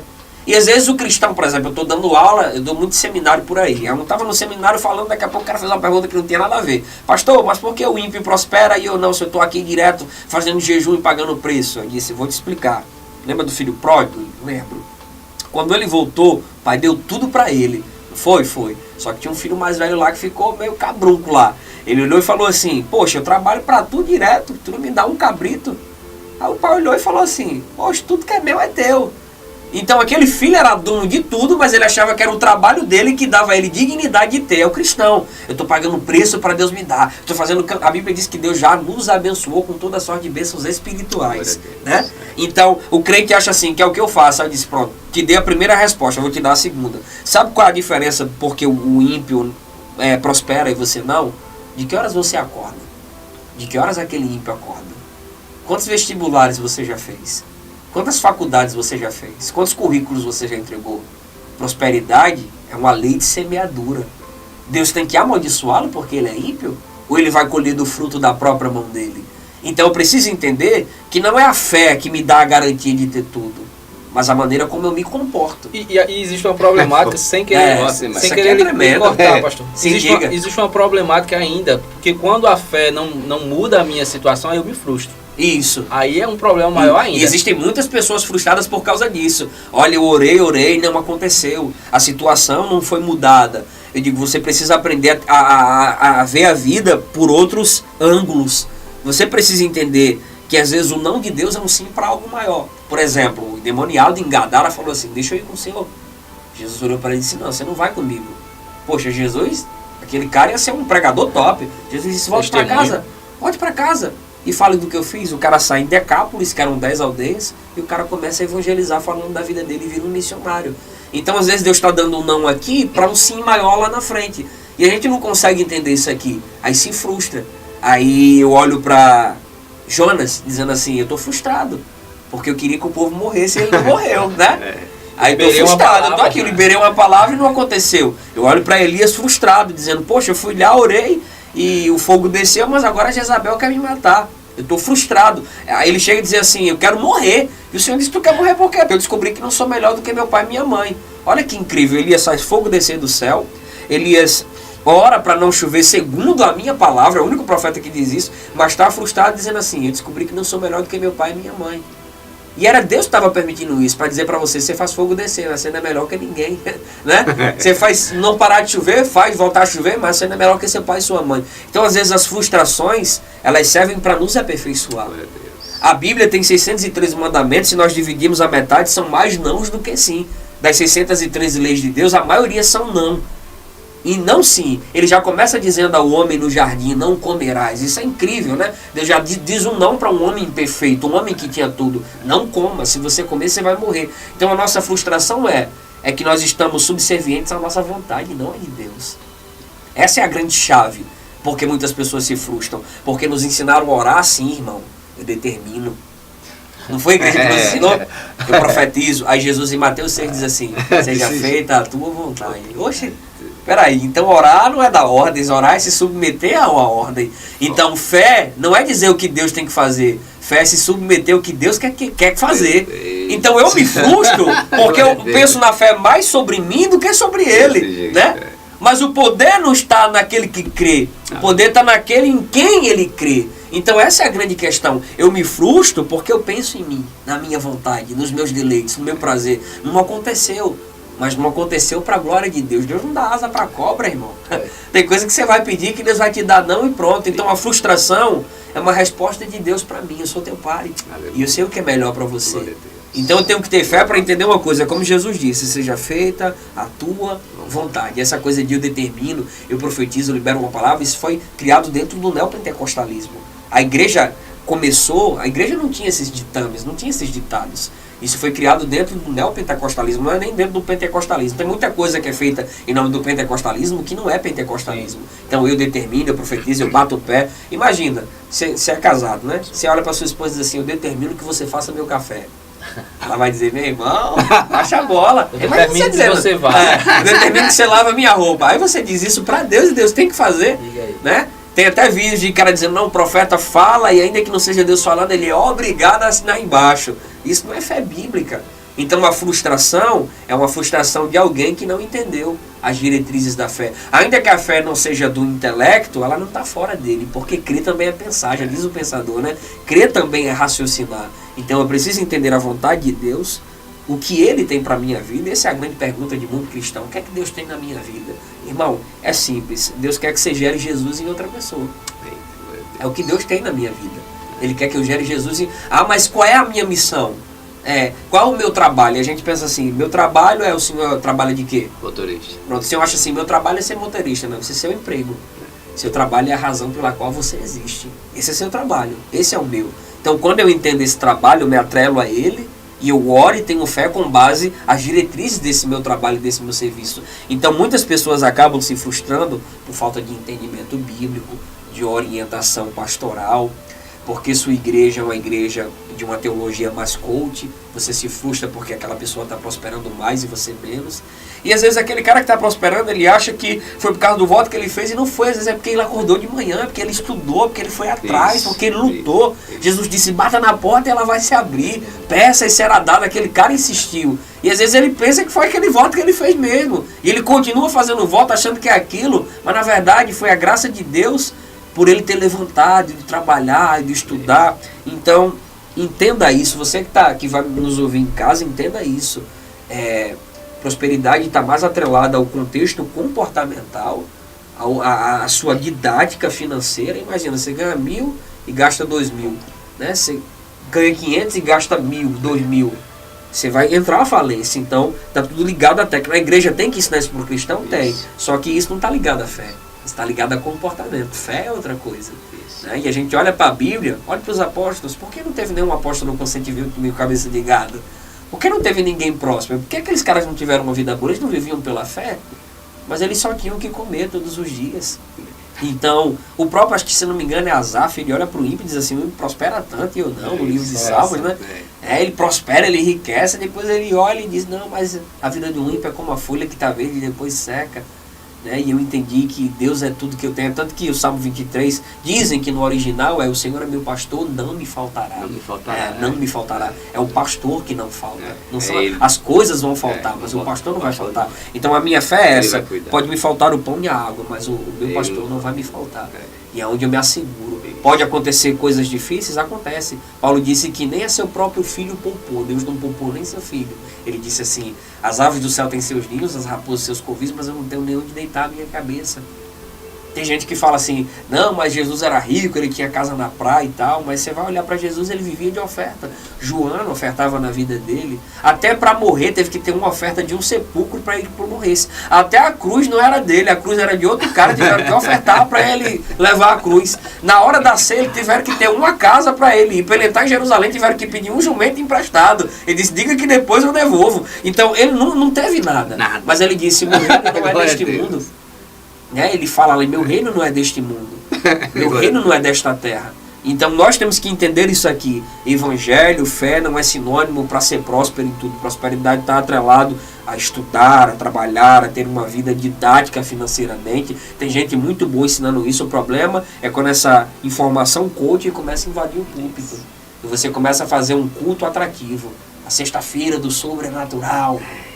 A quarta dos milagres, a quinta do... coloca uma porta no meio do prédio, você vai passar por essa porta aqui, a sua vida, uma chave e tal. Eu não estou criticando nada, mas estou dizendo que essas coisas não têm fundamento bíblico. Aí a pessoa se frustra e diz assim, poxa, eu fiz aquilo, o homem de Deus falou para mim fazer, mas as escrituras falou para você fazer. Eu conheci uma pessoa que chegou para mim e disse isso, e com revolta, né? Sou afastado do evangelho, quando disse que eu era crente, você é da igreja. Eu disse, não, Que esse negócio de crente não existe não. Olha, eu dar meu dízimo, eu fazia os votos, fazia aquilo, blá blá blá blá blá blá, e a minha irmã morreu. Aí frustrado e afastado do evangelho com abuso, que é justamente isso aí. Só dar uma lida aqui pra a gente já chega lá, né? Pela fé, muitos enfrentaram zombarias e tortura, outros ainda foram acorrentados e jogados aos cárceres. Pela fé. Pela fé. Pela fé. Apedrejados, cerrados ao meio, tentados, mortos ao fio da espada, andaram sem rumo, vestidos de pele de ovelhas e de cabras, necessitados, angustiados e maltratados pela fé. Pela fé. Não é o que se prega hoje. Diferente do que se prega, né? É isso. É bem diferente. Bem diferente. Caminharam como refugiados, vagando pelos desertos e montes, pelas cavernas e buracos na terra, pessoas das quais o mundo não foi digno. Ora, todos estes, apesar de haverem sido aprovados por Deus por meio da fé, não presenciaram a concretização do que ele havia prometido. Pela fé. E mesmo assim, pela fé. Você tá conseguiram. A Igreja do Século I tem um livro muito bom. A gente aconselha até para você estar em casa, comprar um livro ou baixar um PDF. Livro dos Mártires, acho que é John Fox, o escritor. Ele conta a história da perseguição da Igreja do século I. Ele vai contando o decorrer. Ele fala que eram cerca de 500 cristãos que morriam dentro das arenas. E Nero fazia questão de pegar alguns e colocar a lã, o pelo da ovelha. E nessa história ele conta a história de um rapaz chamado Inácio, que era um jovem da igreja. E ele estava ali pronto para ser lançado na arena dos leões. E o soldado chega para ele e fala assim: por que você não nega? Por que você é um cara novo? Aí o livro conta que ele olha e fala assim: meus ouvidos sentem desejo de ouvir o bramido dos leões. Eu tenho um prazer de entrar na arena. E eu quero que você me jogue logo, porque eu sou o trigo de Deus que precisa ser amassado para virar pão, pela fé. Então, o livro de Heróis da Fé, de Orlando Boyer, conta que, se eu não me engano, é John Wesley. Chega um dia na casa dele que não tem nada para ele comer. John Wesley foi expulso da própria igreja dele, da cidade dele, por causa daquilo que ele cria. E ele pega o prato sem nada, levanta, reúne a família, pega o prato sem nada e levanta e diz: Senhor, eu te dou graças. Isso é fé. E a história conta que quando ele solta o prato e senta, o padeiro bate na porta e diz assim: Deus mandou eu trazer o teu café. Né? Então isso é incrível, a fé que esses caras tinham. Hernan Dias Lopes, no livro Paulo, um livro dele sobre Paulo, ele conta que os algozes de Deus no coração de Paulo, que Deus diz assim: duro é para ti recalcitrar contra aguilhões, na revista corrigida. Ele disse que esses aguilhões de Deus era quando Paulo estava matando os cristãos. Que Paulo olhava e dizia assim: poxa, esse cara está morrendo por algo que eu não acredito. Pode alguém morrer por uma mentira? Os caras morriam cantando. Nero matava o crente, ele colocava o crente lá no poste, jogava piche. A história conta que as ruas de Roma eram iluminadas pelo corpo dos cristãos. Os caras morriam cantando. Então, Paulo olhava e dizia assim: como é que alguém morre cantando por uma mentira? Será que isso é mentira mesmo? Ali já eram os aguilhões de Deus pegando Paulo. Então eu olho para esses caras do primeiro século e eu percebo que hoje a gente não sabe o que é fé. A gente não tem fé, meu irmão. Porque assim, a primeira luta que vem eu já começo a reclamar. Primeira dificuldade que passa, eu já quero colocar Deus no canto da parede. E às vezes a maioria delas são responsabilidades minhas, porque são reflexos de escolhas que eu fiz. Eu escolho errado, a consequência vem, eu vou pagar o preço e eu coloco Deus no canto da parede achando que é culpa dele. Deus não quer nos castigar dessa maneira, mas a lei da semeadura ela é cruel. Então muita gente se frustra porque hoje nós estamos fazendo o seguinte: a fé desses caras era fé para o sofrimento. Só que hoje você está dizendo assim: venha, você vai ser uma pessoa feliz para sempre. Venha, você vai ser uma pessoa realizada, você vai ter uma alegria que ninguém tem. Jesus diz assim: eu não vim trazer paz, eu vim trazer a espada. Por causa de mim a nora vai ter raiva da sogra, o filho vai ter raiva do pai. Em outra versão ele diz assim: eu vim tocar fogo no mundo, e quem dera vocês já estivessem pegando fogo. Então esse é o poder da grande fé. Esse é o poder da fé, que muitas vezes você vai ser odiado por causa dela. Imagina um cara hoje que está na UFRN, na IFRN, o cara que é crente, porque hoje as universidades, o que toma conta é o marxismo, é o socialismo, lenismo, né? Então você olha, como é que você consegue dizer que é cristão num ambiente como aquele? hostil, onde tem um professor socialista que quer pregar para você que o que está entre as pernas de uma criança não define mais o que ela é. Como é que você consegue defender uma fé como essa? De você ser estigmatizado porque você é cristão, de você ser odiado pelos seus colegas de universidade porque você tem uma fé que tem princípios e valores diferentes daqueles princípios e valores. É aí onde mora a fé. Então hoje a igreja deveria treinar a pessoa para sofrer. Porque o evangelho não é parar de sofrer. O evangelho é sofrer sem parar, meu irmão. Então, quando eu treino as pessoas para isso, a fé dela vai estar sólida, meu irmão. Porque a fé que é circunstancial, que ela depende de circunstâncias para ficar de pé, não é bíblica. A fé bíblica ela é incircunstancial. Se você ler o livro de Abacuque, ele começa dizendo assim, ele começa reclamando. Até quando clamarei, tu não ouvirás? E até quando eu gritarei violência, tu não... O cara tá com raiva porque Deus não está fazendo nada ali, Israel sofrendo.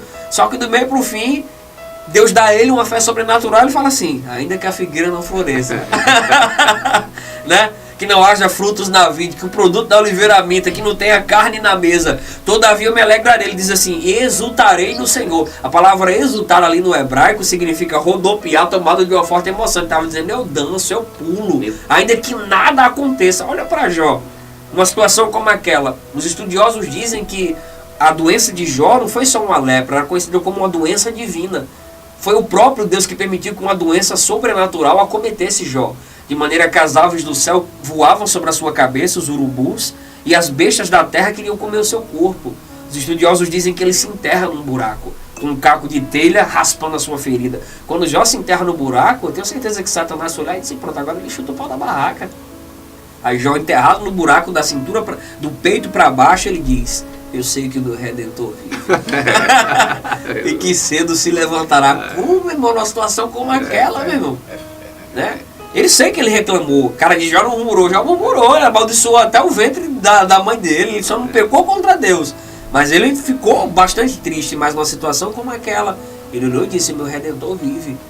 E enquanto ele orava pelos seus amigos, né? Porque os caras bateram nele com força. Deus mudou a história da vida daquele cara. Perdeu o dinheiro, ele teve que ir lá para acusar. Muita fé, muita fé. Eu olho para Abraão, um cara que é o pai da fé, e eu fico imaginando quando Deus falou assim, vai matar teu filho, meu irmão. Vai lá. Existe um pensador que diz que quando Deus pede Isaac, Deus está querendo Abraão, né? Então, Abraão vai lá e vamos lá, vamos para Moreá. Mas a fé daquele cara era tão sobrenatural que, embora ele estivesse obedecendo a Deus, olha a fé dele. O filho diz assim, pai, aqui está a lenha, o fogo a gente vai acender, mas cadê o cordeiro? E Deus diz, o Senhor proverá o cordeiro. Olha a fé do cara. Mesmo ele obedecendo, sabendo que ele poderia matar o filho, ele pega o cutelo, mas a fé dele era, algo sobrenatural vai acontecer aqui. Deus vai prover um cordeiro aqui. Hebreus é isso. Aqui, Hebreus. Isso. Vai acontecer algo sobrenatural aqui e aconteceu. O anjo para e diz assim, não faz. Agora eu sei que você tem fé, você ama a Deus acima de tudo. A Bíblia diz que quando ele olha do lado, está lá entre os ossos, entre as ossadas, um cordeiro que Deus proveu. Isso é fé. E é tão incrível que, mesmo Jesus sendo Deus, você vai ver Jesus vivendo pela fé. Jesus vive pela fé. Porque essa é a grande questão. Muitas pessoas que estão na igreja não conseguem viver pela fé, então elas vivem pela opinião. Por aquilo que as pessoas acham a respeito dela. Olha para Jesus. O cara vai nascer, anda em todas as hospedagens, não tinha uma hospedaria para ele. O cara nasce num curral. O filho de Deus não tem uma hospedaria. Deus não providenciou. Uma hospedaria pro cara, tava tudo fechado, o cara nasceu num curral. Aí para crescer, Nazaré, uma comunidade que tinha cerca de 500 pessoas. Jesus nasce ali no meio cresce ali no meio de uma pobreza extrema. Para ser batizado, o cara sai 100 quilômetros andando a pé de casa, cansado. Isaías diz que nele não havia beleza nem formosura alguma. A Bíblia chama ele de Galileu. E Galileu, ele é reconhecido pela retórica do interior. Jesus era um cara que tinha um sotaque pesado do interior. Por isso que a mulher olha para ele e diz assim, você fala como um Galileu, por causa do sotaque pesado do interior. Então nem uma fala bonita Jesus tinha. Ele era improvável. Ele era um cara, mas ele olhou para a sua circunstância. Jesus, para nascer, fecharam a porta para ele. Para crescer, fecharam a porta para ele. Ele vai pregar no templo, fecham a porta do templo. Ele vai pregar em Jerusalém, Jerusalém fecha a porta para ele. Ele diz, Jerusalém, Jerusalém, que abandona os profetas. Eu queria ter feito convosco como a galinha faz com seus pintinhos. Todo mundo fecha a porta para ele. Aí Jesus vai lá no livro de João e diz assim, eu sou a porta. Porque já que fecharam a porta para mim, eu vou ser porta para a vida de outra pessoa. Então eu olho para Jesus e vejo um cara que viveu pela fé. E qual o segredo da prosperidade de Jesus? É só você ler Mateus. Você vai ver nos primeiros capítulos da Bíblia dizendo assim, e para que se cumprisse o que estava escrito. Então o segredo de ter uma vida próspera é ter uma fé para que se cumpra o que está escrito. Meu Deus. Se você vive para que se cumpra o que está escrito, essa é a chave de Jesus. Ele vive por fé. Ele olha e numa situação como aquela, sem ter o que comer, precisando de uma oferta, precisando de ajudadores, precisando de pessoas para estar com ele, precisando de alguém até para orar, ele desabafa com os discípulos, eu estou precisando de vocês para orar. Ele vive por fé. Ele vive por fé. E a fé gera essa obediência na vida do cristão. Ao ponto de no Getsemane, a expressão mais correta para Getsemane é Getsemane, ele ora e chega a dizer assim, Senhor, aparta de mim. Mas ele está tão subserviente à vontade de Deus que ele diz assim, seja feita a tua vontade. E ele vai para a cruz pela fé, acreditando naquilo que o Pai disse. Aleluia. E pela fé foi coroado. E ele diz em Apocalipse, assim como foi coroado pelo meu Pai. Se vocês tiverem fé e permanecerem, vocês também serão coroados e sentarão junto com ele. Isso é fé. É a subserviência à vontade de Deus ao ponto de dizer assim, como Paulo dizia, eu estou entregue à morte. Não existe glória nesse corpo se ele não for martirizado para completar o que Jesus fez. Isso é palavra masoquista. Se um psicólogo pegar um texto desse tipo, diz, esse cara é masoquista, ele é esquizofrênico. Mas essa era a glória da fé. Então, a gente precisa parar de colocar todo esse banquete que a gente coloca para os nossos congregados e dizer assim, vocês têm que vir para cá pelo que Cristo já fez. E não por aquilo que Cristo pode fazer na vida de vocês. Porque vocês hoje estão aqui em um alicerce que foi pavimentado com o sangue dos santos, que deram a sua vida, como diz o texto, pela fé. Fé está mais ligada ao que você entrega do que ao que você recebe. Fé é mais sobre o que Deus tem de você do que o que você tem de Deus. Isso é incrível. É o que você entrega para Ele. Isso é fé. Todos esses caras aí não receberam nada financeiramente falando, mas eles entregaram sua própria vida pela fé. Isso é fé. Isso é a fé bíblica. No finalzinho vai ter o apelo. Tá? Eu quero me entregar de novo. Porque Pela fé, eu vou me... Meu pastor, pela fé. louvado seja Deus. que benção, meu pastor. Que, assim, Louvado seja Deus. o que é dito acho que isso é tão forte que as palavras elas ecoam, né? O que é dito não volta. A gente pregou por muito tempo, a gente prega e a gente fala, e a gente vive um evangelho que é pautado na palavra de Deus, mas a gente precisa vivenciar isso. É isso que eu tenho ensinado à nossa congregação. Precisa vivenciar Tenho isso. ensinado lá na comunidade onde eu sou pastor. Lá nós não fazemos nada contra quem faz campanha. Tem muita gente sendo abençoada em campanha. A gente não faz campanha, não tem culto com tema atrativo. Nós só temos 2 reuniões, porque nós precisamos entender essa fé com compreensão. Acontece que às vezes você tem uma vida religiosa que atropela a sua própria vida. E a gente tem o costume de dizer assim, não, minha vida é secular e minha vida cristã. Você não tem 2 vidas, você é cristão em todo lugar.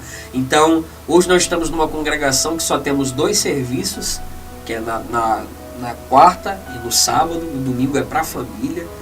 Nada contra quem faz culto no domingo, não tem problema também, se a gente também poderia fazer. Mas hoje nós não temos tantos exercícios de atividades no prédio da igreja. Porque por muito tempo a igreja quis dizer para você que a fé... Mas Tiago diz que a fé sem obras é morta. Paulo está falando do fruto da fé. Paulo fala sobre a raiz da fé. E Tiago fala sobre o fruto da fé. Não significa que você tem que estar 24 horas dentro de um prédio da igreja, 24 horas fazendo sacrifícios, sem entendimento. Essa é uma das perguntas que passou. Né? Então, nós colocamos o quê? Nós diminuímos o serviço e dizemos assim, nós precisamos aprender a ter um relacionamento fora do templo. Porque o que acontece, as pessoas estão virando templocêntricas, elas só choram lá, elas só oram lá, elas só cantam lá. A vida no prédio só funciona... E a fé não é gerada no templo. Isso, a fé não é gerada... Eu pergunto para os irmãos, o que é que vocês vêm fazer aqui? O irmão falou, se alimentar. Eu disse, só que tem um problema. A Bíblia diz assim, estando vós reunidos, um tem salmos, o outro tem doutrina. O culto é para quem tem, não para quem veio atrás de alguma coisa. O culto é para você deixar alguma coisa. Eu digo, só tem culto 2 vezes por semana, você vem se alimentar, beleza? Se você come só 2 vezes na semana, você não vai morrer de fome? O cara disse, então o lugar de se alimentar não é aqui. Aqui é o lugar de você entregar na mesa. Você se alimenta em casa. Então nós estamos tentando gerar na vida dos irmãos da nossa comunidade essa igreja que funciona em casa. Nós temos que aprender a funcionar fora do prédio da igreja. Se você fosse na igreja primitiva e dissesse assim, onde é que fica a igreja? Até porque a igreja não é ligada ao prédio, né? A igreja é a eclésia. Alguém ia dizer assim, tô entendendo o que você está perguntando. Porque a gente se reúne em casa, não tem prédio. O pastor Jesaías essa semana falou pra gente, quem tem fome, come em casa. Exatamente. O texto da ceia é usado. O culto é para quem veio entregar. Culto é serviço. No serviço você entrega algo. Você serve a Deus e serve as pessoas que estão dentro daquele ambiente. Então, essa fé desequilibrada é gerada por causa... Os grandes culpados... Não vou dizer que é só essa massa, mas os grandes líderes são culpados. Principalmente esses que são líderes de grandes rebanhos, líderes nacionais e internacionais, eles deviam ensinar um pouco mais sobre isso. E o cristão, ele tem que aprender a voltar às escrituras, abrir a Bíblia, comparar aquilo que o pastor está pregando com as escrituras, olhar com mais delicadeza para a palavra, porque tem gente que está divorciado da Bíblia. Tem gente que você diz assim, abra aí no livro de Obadias, ele não sabia nem que Obadias existia nas escrituras, né? Quem é esse, né? Eu não sei quem é, Abacuque, quem é.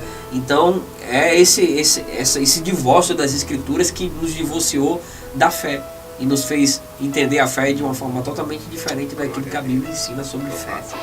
Glória a Deus. Não, eu tenho certeza que só um podcast não dá conta, não. A gente vai ter que marcar o retorno. E o mais breve possível, né? Pastor, tem chegado aqui já um pouco do nosso horário, mas eu quero louvar a Deus demais pela sua vida, por ter nos abençoado, porque, como eu disse, cada palavra liberada é palavra de direção, de orientação, e seu tempo, sua agenda, agradecer a Deus pela sua vida.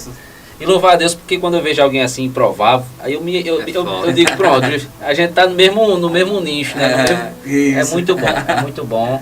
Louvar a Deus pela sua vida, pelo que Deus fez na sua vida, né? Seu testemunho é muito forte. E eu tenho certeza que vai abençoar as pessoas que nos assistem. Mas eu queria pedir ainda ao senhor que se dirigisse ao público que nos assiste e trouxesse as considerações finais. Sim, com certeza. A gente falou sobre fé e eu tenho certeza que a partir de então vai ser gerado fé no coração de muita gente que ouviu de Deus através da sua vida. Amém? Vamos lá. Você que vai me ouvir, que vai nos acompanhar, que vai ver um pouco desse podcast, eu queria dizer para você que a ferramenta sobrenatural que Deus nos entregou sempre será a fé. Eu não sei qual ambiente você está vivendo hoje, qual a tua realidade, mas entenda que a tua realidade não interfere na tua identidade. A identidade vai além da própria realidade. E se você der uma vasculhada na sua Bíblia hoje, na sua casa, você vai perceber que muitas pessoas sofreram em nome da fé. Você vai perceber que muitas pessoas até morreram em nome da fé, com mortes cruéis. Pessoas tiveram a cabeça cortada do corpo, pessoas foram escarneadas, atravessadas por lança, em nome da fé. Para que hoje você pudesse estar na sua casa, com a Bíblia na mão, escutando esse podcast, muito sangue foi derramado em nome da fé. Então talvez você esteja hoje fraco, pensando em desistir, pensando em parar. Eu não falo nem só sobre a cruz, mas olhe para esses grandes homens que fizeram isso, para que hoje você pudesse estar ouvindo essa mensagem. Talvez o teu cenário seja um cenário muito complexo. Eu também já vivi em cenários complexos e ter que escolher a hora que eu deveria me alimentar. Eu lembro, eu estava tomando conta da minha segunda igreja que eu tomei conta. Eu fiz um jejum de 24 horas com um pastor amigo meu e quando terminou aquele jejum ele disse: eu vou para casa, você vai para sua casa. Eu cheguei na minha casa, só tinha 2 pães, tinha meio fubá, uma farinha, um feijão. E eu olhei para aquela situação e eu disse: e agora? Se eu comer um pão desse, meu filho não come. Se eu comer um pão desse, eu já tinha 2 filhos, minha filha não come. Abri todas as portas e coloquei o joelho no chão, chorei e orei. Eu disse: quer saber, eu vou voltar para o prédio da igreja, a gente estava construindo um piso novo. Vou varrer lá, eu vou cantar, eu vou orar, eu vou fazer alguma coisa. E eu comecei a varrer aquele contrapiso. Deu umas 10 horas da manhã, mais ou menos. Eu deitei naquele altar que já estava pronto. E comecei a chorar sem parar. Chorar sem parar, era muita fome. E enquanto eu chorava, eu peguei no sono. Depois de uma meia hora, chegou um carro buzinando na porta do prédio. Uma mulher gritava, Pastor Elvis. Eu corri e fui à pia lavar o meu rosto para que ela não pudesse perceber que eu estava sofrendo. E ela disse assim para mim, eu estava na cidade de Goianinha. Ficava assim, acho que uns 8 quilômetros de Areis. E ela disse assim, quando eu passei de frente ao mercado Rede Mais, o Espírito Santo falou comigo. Pegue a sua saveira e faça uma compra para o meu filho, porque faz 24 horas que ele não come nada. Quando eu cheguei na porta do prédio da igreja, estava aquele carro por cima, coberto de compras. Ela olhou para mim e falou assim para mim, lembre-se, Deus te viu varrendo aqui. E ele viu quando você orou em casa dizendo, Deus, eu não tenho um pão para comer. Mas hoje à noite eu vou estar no culto ensinando que o Senhor cura, liberta e prospera quem o Senhor quer prosperar. Eu lembro de uma cena, nunca vou esquecer disso, porque faz parte de quem eu me tornei. Eu era zelador, era diácono nessa época, acho que faz uns 15 anos isso, eu era diácono. E eu era zelador também. Eu limpava e eu ganhava um sacolão para limpar o prédio da igreja todo mês. E naquele mês, aquela líder me deu um sacolão. E era uma ladeira muito grande. Eu subia aquela ladeira porque eu não tinha nada para comer, era uma luta muito grande. Trabalhava montando a feira e desmontando para ganhar R$20 para dar de comer a minha filha. E quando eu cheguei na minha casa que eu abri, estava podre a comida. Tinha bicho andando dentro do feijão, dentro do arroz. E eu peguei aquela comida com bicho, coloquei no saco e fui para o monte orar. Eu joguei aquela comida no mato, no canto, me ajoelhei e disse assim, Deus, que o Senhor me dê força para estar lá amanhã de novo cantando. Eu tocava teclado. Que o Senhor me dê força para estar lá adorando o Senhor amanhã. Porque eu não tenho forças. Mas eu não vou negar o teu nome por causa disso. Muitas vezes eu tive que fazer fogo de lenha para dar de comer a 2 filhos. E uma das vezes que eu estava fazendo, a lenha estava meio úmida, estava fazendo muita fumaça. E eu chorava com a fumaça. Eu lembro que eu coloquei o joelho no chão e fiz um altar ali. E disse assim, Deus, eu poderia pedir a Lubrax, a Petrobras, o Senhor. Mas eu só quero que o Senhor me dê um abraço, porque é necessário que eu viva isso aqui agora. Eu entendo isso. Para o que eu vou viver amanhã, para que eu aprenda a dar valor a um cuscuz, a um ovo, eu tenho que viver isso agora. Deus, ele não alivia o fardo, Deus, ele fortalece o ombro. E eu vivi aquilo. Vim parar nessa cidade abandonada. E hoje eu estou nesse podcast aqui para dizer para você que a fé foi a chave da minha vida. A depressão que eu senti era tão forte que eu me rasgava de garfo, assim na canela, virilha, rasgava do sangue descer com um garfo. E eu já era crente, 10 anos de ministério, sofri tudo isso.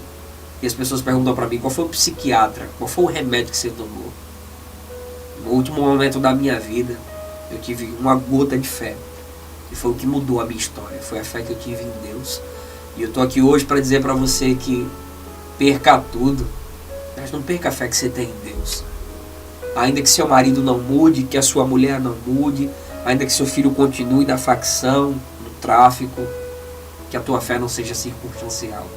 Que a tua fé vá além das circunstâncias que você está enxergando agora. Porque muitos na Bíblia não tiveram seus sonhos realizados. Muitos na Bíblia não chegaram nos palácios da história, mas morreram. E o texto diz que a terra não foi digna de que esses homens pisassem nela por causa da fé. Então hoje, para fechar, independente de qualquer coisa, jamais deixe de acreditar no Senhor. Ele é o teu Deus, Ele é o teu Pai. Se você está me ouvindo agora, se você quiser se entregar para Ele, vai ter comentário no vídeo? Coloque um comentário embaixo desse vídeo aí. Eu quero Jesus, eu quero Deus, eu quero Cristo. E nós vamos orar por você. E eu tenho certeza que Deus vai te receber de braços abertos. A única coisa que... A religião pede um homem perfeito. Jesus só pede um homem que tenha fé. Se você tiver fé, ainda que seja como um grão de mostarda, isso vai ser suficiente. Talvez a sua história não mude financeiramente, emocionalmente, mas espiritualmente falando, sua vida nunca mais será a mesma. E a vida que está guardada para você depois dessa aqui será muito maior pelo poder da fé que temos em Deus. Que o Senhor te guarde e acredite. Um dia tive uma situação igual à sua, ou talvez pior do que a sua. Eu procurei um pai e eu não tive. Eu procurei uma mãe e eu não tive. Eu procurei um abraço As piores datas para mim, irmãos, eram aniversário, Natal, Ano Novo, virada de ano. Eu chorei muito, sofri muito. Vivi com complexos de inferioridade tão grandes que a primeira vez que eu sentei com a minha esposa na casa dela, ela colocou a comida para mim, ela lembra disso até hoje. Eu chorei, eu caí em prantos. Sabe por quê? Na casa da minha mãe eu só comia se eu trabalhasse. Eu tinha que limpar o mato do quintal para pagar a comida para me comer. Já teve cenas da minha mãe, eu não esqueço, dela pegar a comida, trancar no quarto e passar a chave. E não deixar eu comer. Então quando eu olhei minha esposa colocando a comida naquele dia, sabe, tem horas que a gente sofre tanto que quando o bem vem, a gente não consegue nem digerir o bem que está acontecendo para nós. A gente olha e diz, Senhor, será que é isso que está acontecendo comigo? Às vezes eu entro na minha casa e digo, Senhor, é aqui que eu moro. Eu entro num prédio da igreja que eu sou pastor hoje e digo, Senhor, eu sou pastor aqui. Mas tudo isso foi por fé. E a fé é algo tão sobrenatural que eu quero dar um segredo para você. Pelo poder da tua fé, já se comporta como se estivesse acontecendo. Porque eu tinha fé de ser um pregador, de ser um pastor, e eu ainda não era. Mas eu já me comportava como se fosse um. Vou fechar com o último testemunho. Meu sonho era ser um pregador. E eu tinha muita fé de que Deus me faria um pregador. E eu lembro que eu cheguei para o meu pastor na época, uns 15 anos atrás, mas mais de 15 anos atrás, e falei para ele assim, meu sonho é pregar. E aquele pastor falou para mim naquele dia uma palavra que mudou minha vida. Ele disse assim, desista, você não serve para isso. Você é muito calmo. Você já me viu pregar e vê que eu não sou muito de olha para teu irmão, baixa a mão, levanta a mão. Você é muito calmo, você não serve. Na época eu era música, eu tocava violão, tocava teclado. Ele disse, olha, fica tocando, você não serve para isso. E ele disse uma coisa que mudou a minha história. Ele falou assim, quando você prega, cego não vê, aleijado não anda. E eu saí dali chorando do prédio da igreja. Do outro lado da rua tinha um irmão chamado Valdemir, mais conhecido como Juquinha. E eu contei a história para ele, ele disse assim para mim, Elvis, isso foi o que o pastor falou para você, mas e o que Deus falou para você? Eu fui pro meu quarto orar e disse, Senhor, o que é que o Senhor tem para dizer para mim? Ele disse para mim assim, você vai ser um pregador. E naquele dia eu me levantei pensando assim, eu vou começar onde, Deus? Em Camboriú, nos Gideões? Na vigília do Bom Samaritano? Ele disse, não, você vai começar na boca de fumo que você fumava, no bar que você bebia. Mas eu não tenho pregação, Deus. Ele disse, eu vou te dar uma. E eu disse assim, vai ser uma por semana? Ele disse, vai ser uma por ano. Deus me deu a primeira mensagem em João 4,13. Eu passei um ano pregando João 4,13. Eu andei Areis inteiro pregando João 4,13. Chegava com meus amigos e dizia, posso pregar? Ele dizia, posso, já sei qual é a mensagem. A mulher que estava no pulso, eu disse, é essa mesmo. E um dia, aquele pastor estava pintando a porta do prédio da igreja com ele, todo melado de tinta. Ele olhou para mim, a mulher dele disse assim, eu vou te dar uma chance. Eu já me comportava como se aquela chance já tivesse acontecido. Eu já lia livros, eu já comprava livros, eu já pregava para mim mesmo, pregava na frente do espelho. Eu acreditava pela fé que aquilo ia acontecer.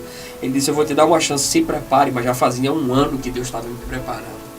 E eu lembro que naquela semana Deus tinha me dado a segunda mensagem, 1 Samuel 16:7.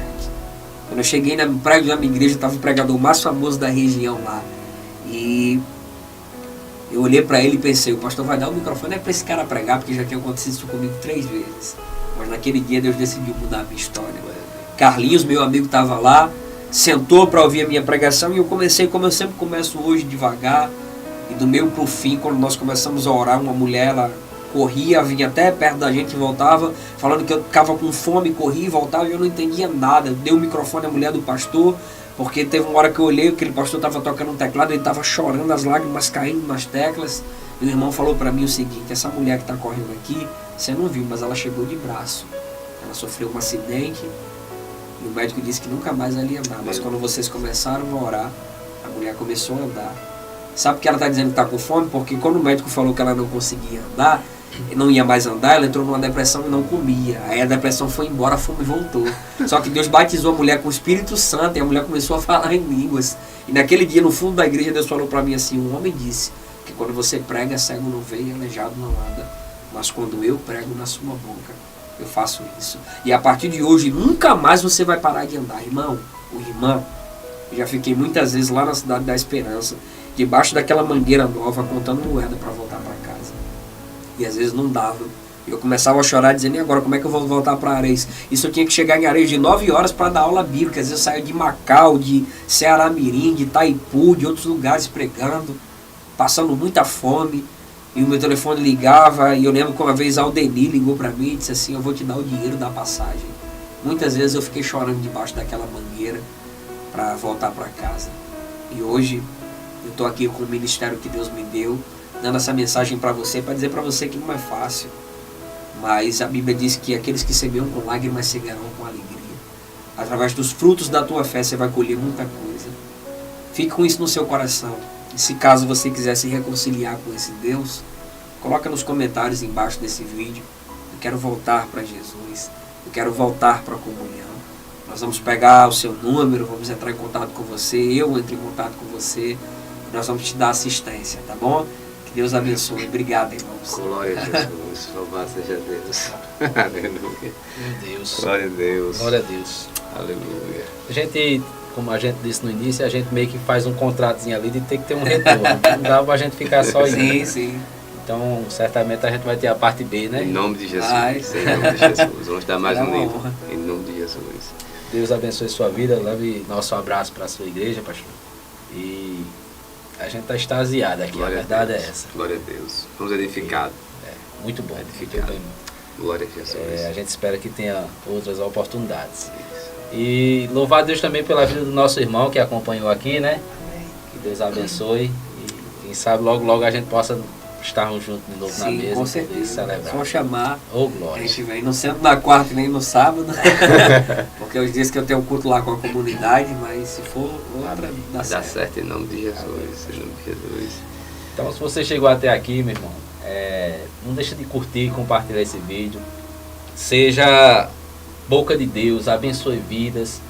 A gente faz sempre essa programação aqui. Acho que esse episódio já é o episódio 35. Mas hoje eu estou impactado. E é Deus que faz isso. É Deus que faz isso. Não deixa de curtir, compartilhar. Manda isso para alguém. Você vai estar abençoando a vida de alguém. Não é só engajamento, não é só... Não, é porque Deus, ele usa meios. E esse é um meio de você abençoar a vida de alguém. Amém? Não deixa de curtir, compartilhar. Envia para alguém que você ama. E certamente Deus vai fazer algo. Deus abençoe sua vida. Até o próximo Na Mesa Podcast.